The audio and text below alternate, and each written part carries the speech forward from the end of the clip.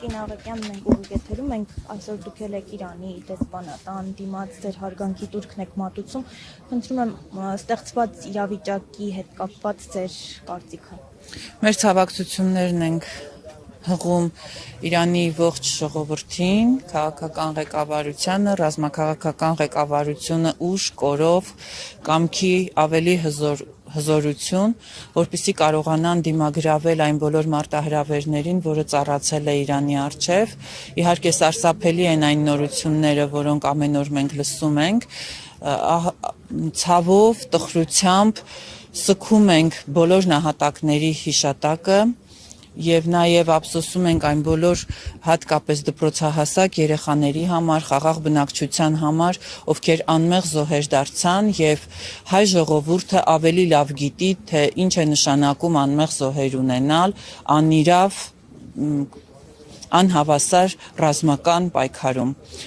Ամբողջ Իրանին մաղթում ենք տոկունություն, դիմագրավում եւ ասում ենք, որ հայ ժողովուրդը ձեր կողքն է, ոչ միայն հոգեպես, այլև մեր աղոթքներով, մենք ձեր կողքն ենք եւ սատարում ենք, ամուր մնան եւ պայքարեն մինչեւ վերջ, որպեսզի Իրանը մնա Իրան, ինչպիսին որ կա այժմ եւ աշխարհաքաղաքական այս խոշոր խաղերին կուլ չգնա։ Տեսեք, ինչ հարևան Իրանում պատերազմ է ընթանում, որը շատ ուղիղ կարող է նաև Հայաստանի վրա ինչ-որ հետևանքներ ունենալ։ Հայաստանի իշխանությունները մարզերով են պտտվում, եգիպտացորեն կարկանդակ են ուտում եւ այդ ամենը հանրայնացնում են։ Ինչի հետ է սա պայմանավորված, արդյոք չի հետաքրքրում նրանց հարևան երկրում տիրող իրավիճակը։ Այս ամենը գուժում է, որ Նիկոլ Փաշինյանը ավելի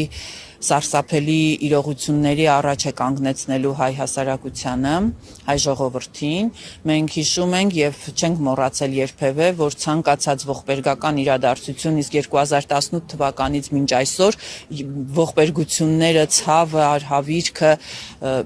տարածքային կորուստները, մարդկային սարսափելի կորուստները մեզ համար կարծես թե դարձել են օրինաչափություն Նիկոլ Փաշինյանի ղեկավարած Հայաստանի Հանրապետությունում։ Ինքը վայելում է իր կյանքը, ինքը վայելում է իր մանկության երազանքը, հազիվ ունի հնարավորություն տաք կարկանդակ ուտելու վաղ առավոտյան եւ իրականացնում է իր մանկության երազանքները։ Ես կգնահատեի այս քայլը անտարբերություն, պարզապես ժողովրդի ուշադրությունը շեղելու հնարավոր միտում։ Իսկ ինչ վերաբերվում է կարկանդակ են ուտում կամ եգիպտացորեն են ուտում,